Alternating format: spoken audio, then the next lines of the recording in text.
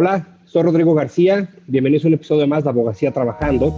El día de hoy estaremos conversando con Salvador Guerrero, quien es el titular de la Clínica de Refugiados de la Universidad Iberoamericana, justamente sobre las personas refugiadas, quiénes son y cómo es el procedimiento administrativo que tienen que llevar a cabo. Acompáñenme.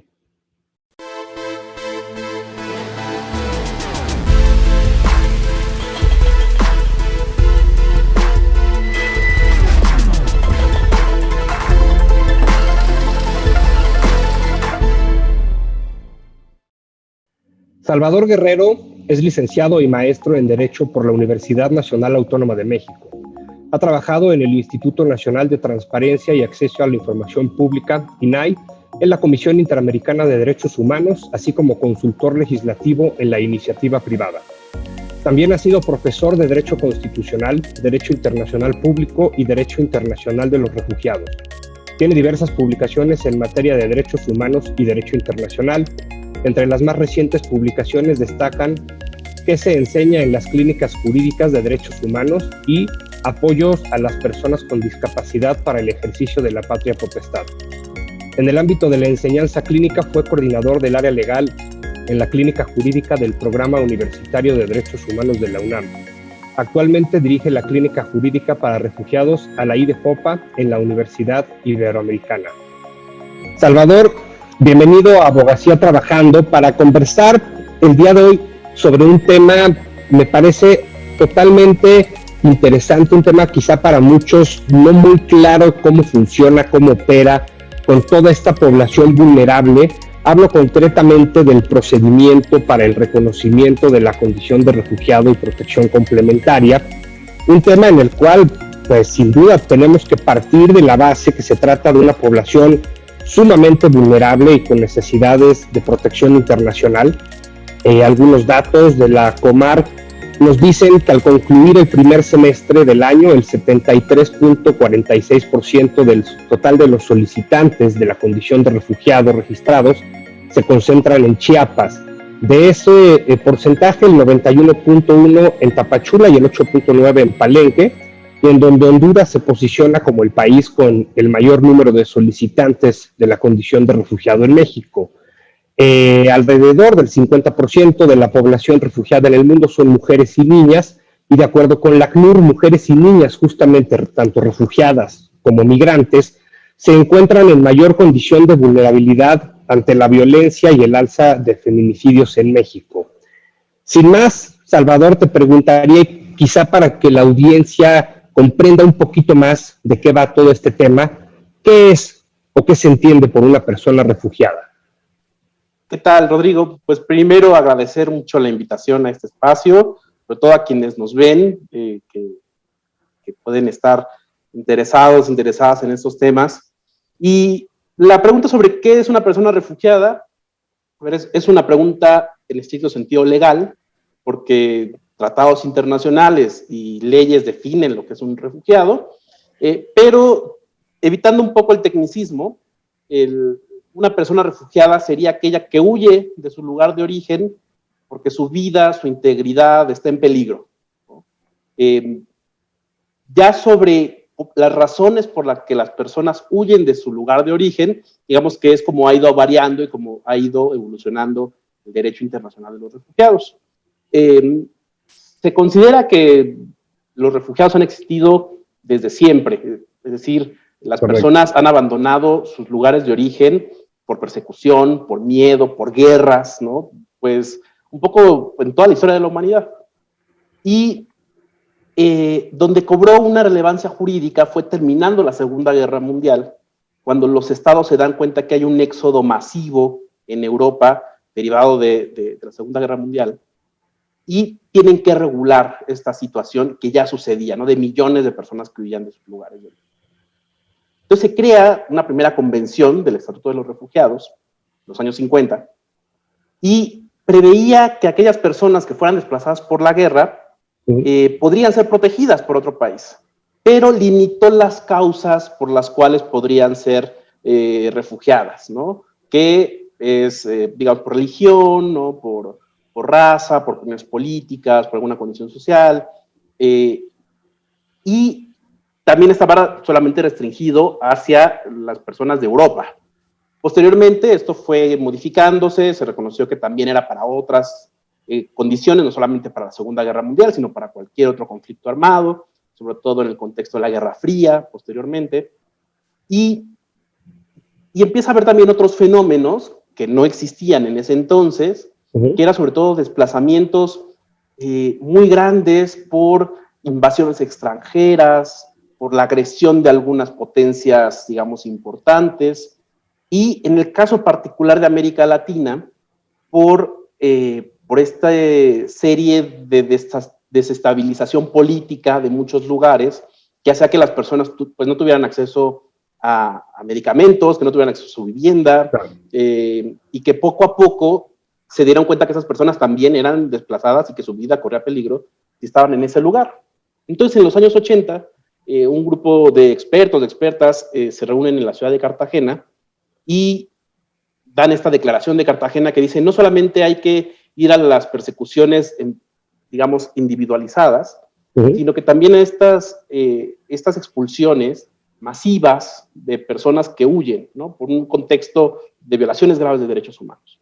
Y es cuando se crea lo que se le conoce como la definición ampliada de Cartagena, que debemos decir que en México tenemos a nivel legal las dos definiciones, tanto la definición de una persecución individualizada como una persecución, digamos, contextual, ¿no? Porque el contexto, por las guerras, por las violaciones de derechos humanos.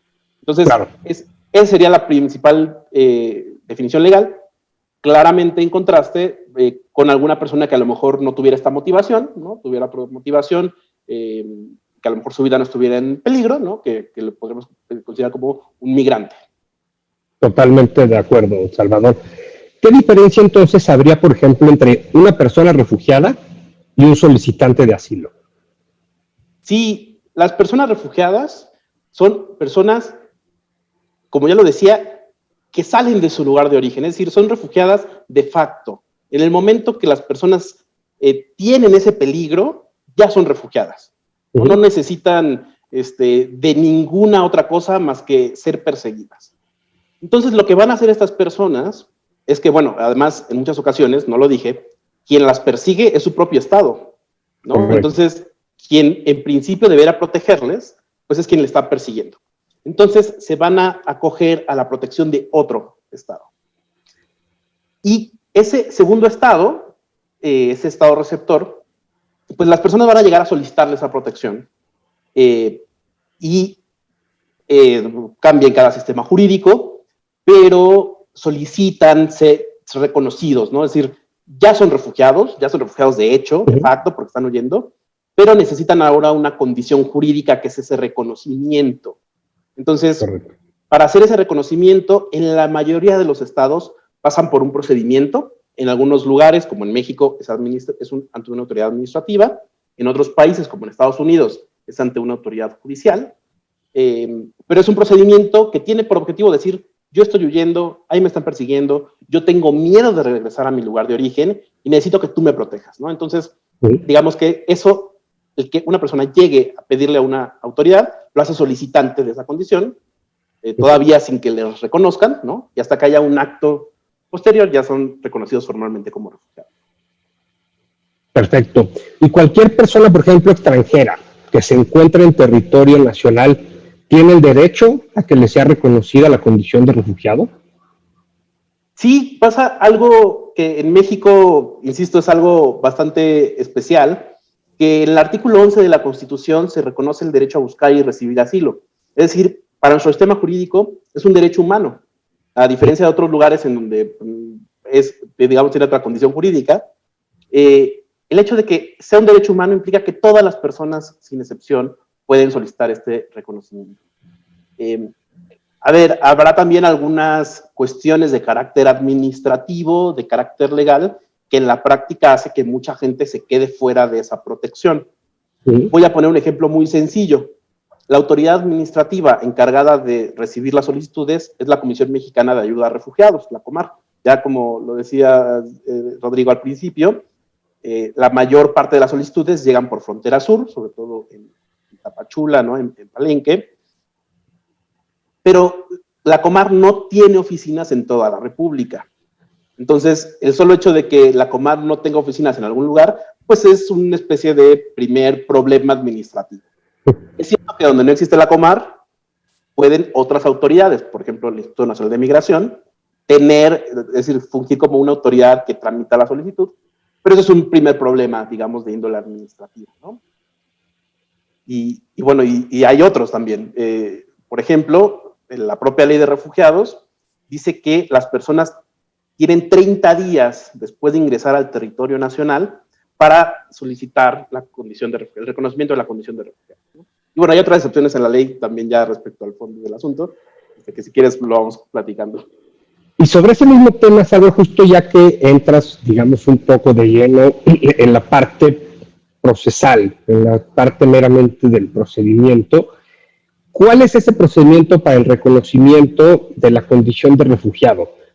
A mí me parece, y creo que los 30 días que comentas son pocos, mucha gente, sabemos, tampoco se acerca, por supuesto, a la autoridad por temor, ¿no?, a que a lo mejor sean detenidos, que sean deportados, etcétera. Entonces, ¿cuál es este procedimiento que en efecto se debe iniciar ante la Comar, digamos de forma supletoria, ante el Instituto Nacional de Migración, pero cómo funciona? Y las personas se acercan al Instituto Nacional de Migración o a Comar y solicitan ser reconocidas como refugiadas. Lo hacen por escrito, es decir, en un escrito libre.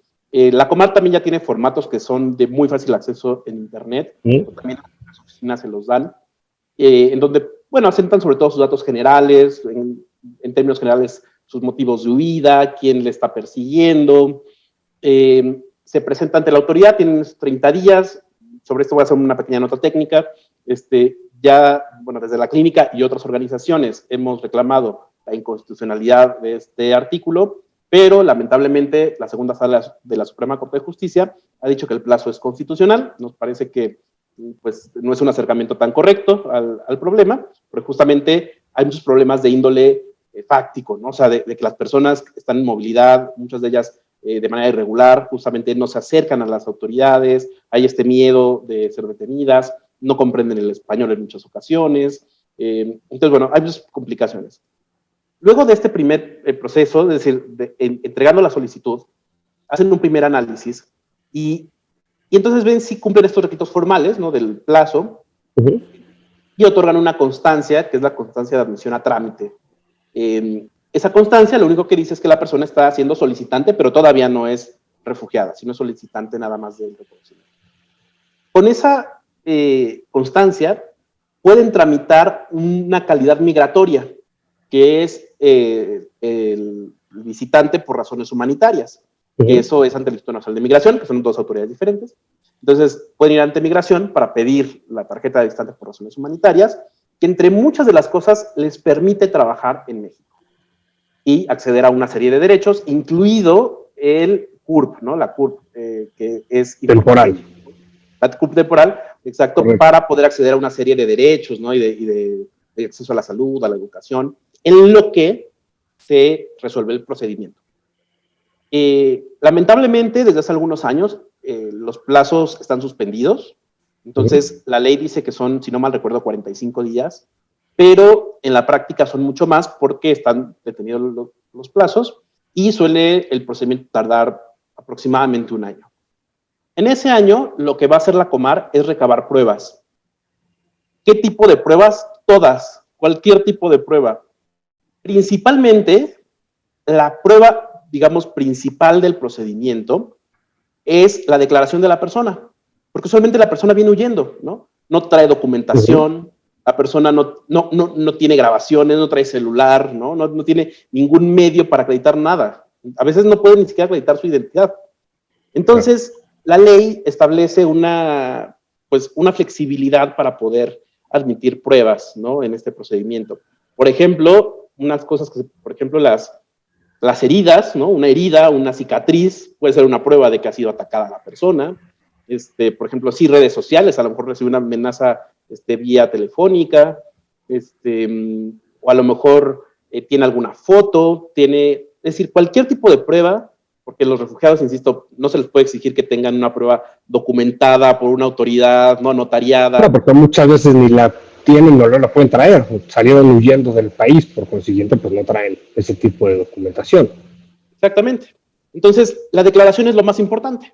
Y una vez que se rinde esa declaración, la autoridad pues ya puede entrar en la determinación, ve si la persona es refugiada por la declaración, por la definición clásica o por la de Cartagena, o también hay otra figura de la que no hablé, que es la protección complementaria.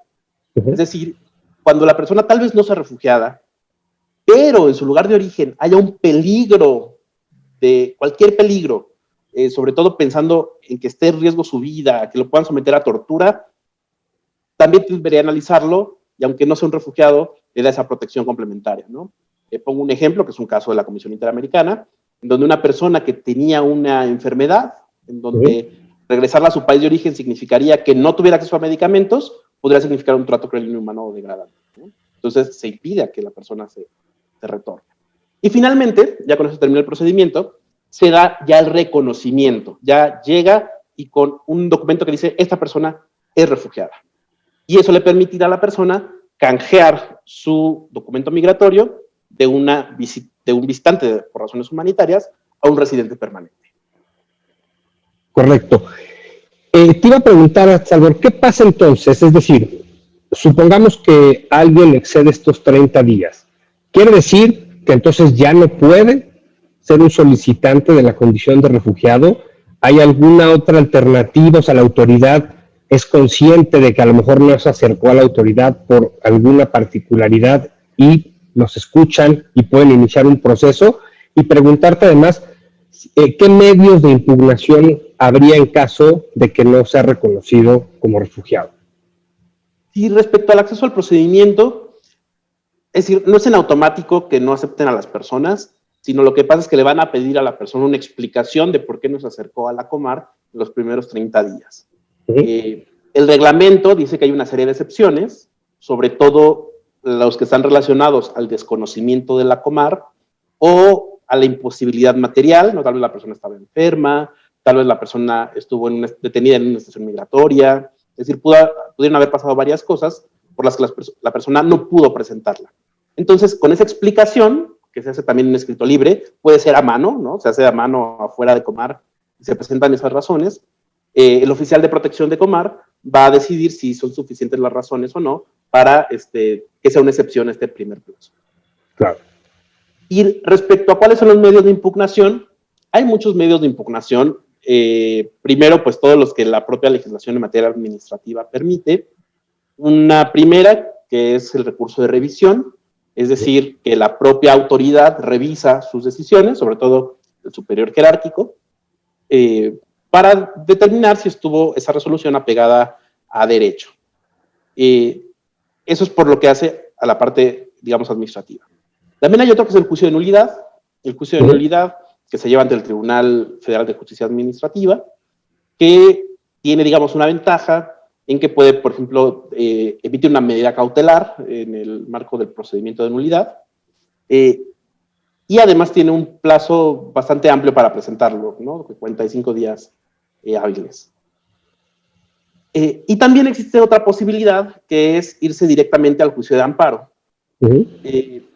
Es cierto que esta opción además es un poco más compleja, porque, además el juicio de amparo es un poco técnico, y las personas migrantes, refugiadas, no necesariamente conocen su existencia, ¿no? Y puede ser también, como cualquier juicio, digamos, en general, pues más tardado, ¿no? Que a lo mejor una resolución administrativa. En el caso del amparo, funciona de manera un poco especial, porque, bueno, hay muchas tesis, hay jurisprudencia al respecto. Primero, de que como existe un procedimiento administrativo, en principio debería agotarse ese, ¿no? Lo que se le conoce como definitividad, pero se entiende que las personas refugiadas, digamos, si se les niega esa condición, está en riesgo su vida, ¿no? Está en riesgo que las deporten, está en riesgo que, pues, eso, puedan sufrir tortura, tratos crueles regresando a su país de origen. Entonces, hay una excepción en la propia ley de amparo que cuando hay estos casos, digamos, de violaciones graves, bueno, o actos prohibidos por el artículo 22 constitucional, pues puedan irse directamente al juicio de amparo. Perfecto, Salvador. ¿Cómo es que se garantiza el principio de no devolución? Y la no devolución, que es la piedra angular de todo el derecho de los refugiados, tiene varios candados, por así decirlo, o intenta establecer varios candados a las autoridades, ¿no? Lo primero es que no se puede hacer que las personas regresen a su lugar de origen si su vida está en peligro, claro, hasta en tanto existe una resolución definitiva sobre su caso. Es decir, si hay algún procedimiento abierto, alguna impugnación, algún juicio pendiente, no pueden regresar a la persona a su país de origen hasta que se termine de estudiar toda su situación. Por lo tanto, la mejor garantía es, en el caso de México, garantizar su estancia migratoria. Y eso se hace mediante estos dos instrumentos, que es, digamos, la tarjeta de visitante por razones humanitarias y la residencia permanente, que eso impide que las personas sean devueltas a su país de origen. También hay otra serie de garantías, sobre todo relacionadas con la identificación de casos, es decir, hay otras autoridades, que no necesariamente es la Comar, que tienen obligaciones para saber quién, aunque no lo diga, quién pudiera estar en riesgo de regresar. Y aquí, por ejemplo, serían niños, niñas y adolescentes, ¿no? Que, por ejemplo, a lo mejor, en algún caso de niños, niñas y adolescentes no acompañados, a lo mejor pudiera ser el sistema de protección DIF o las procuradurías de protección, quienes se den cuenta que la persona podría estar en riesgo. Entonces, en lugar de enviarla a su país de origen, deberán garantizar no devolverles porque su vida está en riesgo. Claro. Nos hablabas, Salvador, un poquito de la constancia de trámite que emite la Comar, ¿correcto? ¿Qué nos podrías decir en cuanto a la protección que da? Al final del día, la constancia, sabemos que por supuesto no es un documento migratorio, como bien lo establecías hace rato, y por tanto no permite incluso esta movilidad. Es decir, también hay un candado, ¿no?, que incluso exige que la persona se mantenga en la entidad en donde inició el proceso, ¿correcto? Pero ¿qué protección entonces da? ¿Simplemente el de la no devolución o alguna otra, digamos, algún otro derecho o protección que tenga bajo esta constancia? Sí, la constancia por sí misma no es una condición migratoria. Lo que sucedería en todo caso es que podría acceder a otro tipo de derechos, ¿no? Como ya decía, la CUP temporal, la tarjeta de visitante por razones humanitarias, y además este candado de que las autoridades migratorias o administrativas no pudieran detener a la persona, por ejemplo, ni pudieran sancionarla por un ingreso irregular. Es decir, en México existe una serie de, pues sí, una serie de actos que el hecho de que la persona, por ejemplo, esté de manera irregular en México, podría acarrear algún tipo de sanción administrativa, ¿no? Por ejemplo, alguna multa, ¿no? O algún impedimento para entrar al Estado mexicano, pero quien tiene la constancia y eventualmente el reconocimiento no puede ser sancionado por esa entrada irregular, ¿no? Okay. Entonces, eso en México se traduce en que no pueden sancionarle de manera administrativa. Por ejemplo, también hay algunos trámites migratorios que se hacen de manera gratuita, es decir, la Ley General de Derechos dice que trámites son hechos de manera gratuita. Están exentos, digamos, correcto. Exacto. Y además, por ejemplo, también no les es exigible algunas conductas. Un ejemplo de ello sería que no se le puede exigir a una persona que tenga contacto con su país de origen.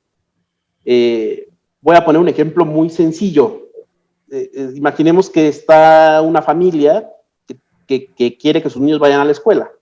Le van a pedir seguramente un acta de nacimiento, les pedirán una boleta de calificaciones, pero esos documentos implicarían acudir con la autoridad de su país de origen. Entonces, en este caso, la escuela no podría exigirle esos documentos, sino que tendría que validar un poco con su dicho o si tiene una copia o con algún otro medio de prueba, ¿no? Entonces, este tipo de actitudes de que no se les puede exigir tener contacto con su país de origen, que no se les puede detener, además se les tiene que permitir el acceso al territorio, ¿no? Que eso podría dar para otro capítulo, que por ejemplo, quienes son reconocidos como refugiados, se les tiene que permitir el acceso en este caso a México. Serían todas estas cosas que la constancia de admisión a trámite podría brindarles, ¿no? Con independencia, insisto, de que vayan y obtengan otro documento migratorio o obtengan la CUP temporal. De acuerdo, Salvador. Hablabas hace unos minutos justamente de otra población todavía más vulnerable, ¿no? Los niños y adolescentes.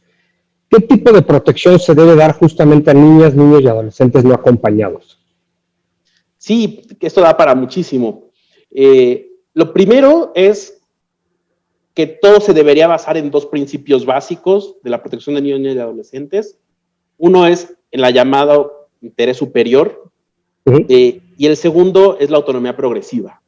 Es decir, habrá niños, niñas y adolescentes que por una cuestión de autonomía se debe considerar de manera pues mucho más amplia su opinión, sus condiciones y sus deseos. Y habrá a lo mejor otros niños y adolescentes que por el propio desarrollo más bien habría que acompañar, guiar o contextualizar ese tipo de decisiones. Lo que sucede básicamente es que las procuradurías de protección de niños, niñas y adolescentes tienen a su cargo pues ciertas facultades. Entre ellas es la representación de un niño y adolescente no acompañado. Tendría que verificar, por ejemplo, si tiene algún tipo de representante legal en su país de origen, para que a partir de ahí pudiera tomar una determinación, o en algunos casos, cuando no se logre tener ese contacto, asumir la representación del niño y adolescente y poder fungir como representante legal y en su momento determinar si, por ejemplo, se pide la condición de refugiado en México o se regresa a esa persona a su país de origen, donde a lo mejor tiene una red de apoyo. Perfecto, Salvador. Nos queda escaso minuto y medio para terminar el programa, desafortunadamente. Te pediría quizá, perdón, en un minuto, que nos digas a lo mejor para ti, ¿qué papel consideras debe jugar la inclusión de este sector tan vulnerable?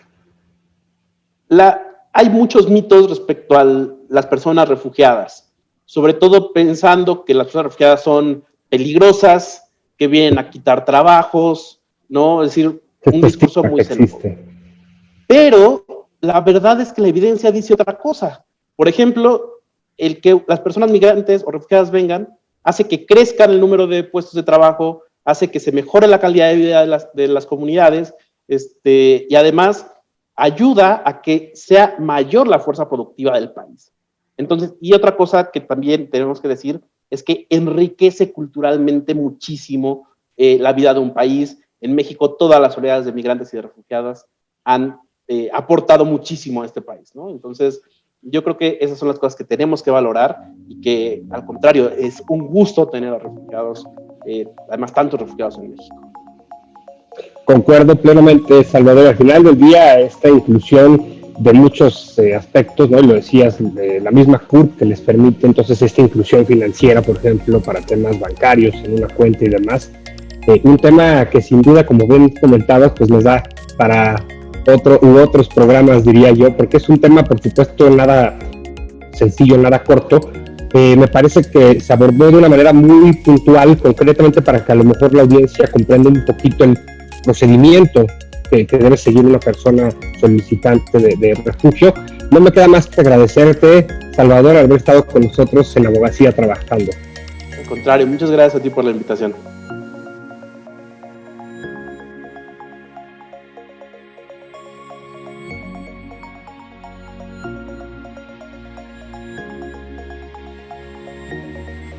Muchas gracias por habernos acompañado el día de hoy en un episodio más de Abogacía Trabajando. Un tema quizá no muy explorado, más que por abogados quizá muy especializados en la materia, no solo migratoria, sino de refugio. Me parece que el abordaje que hizo Salvador a nivel general sobre el concepto mismo de la persona refugiada y el procedimiento que deben llevar a cabo fue algo que nos da sin duda las bases para comprender esta figura. Los espero en el siguiente episodio de Abogacía Trabajando.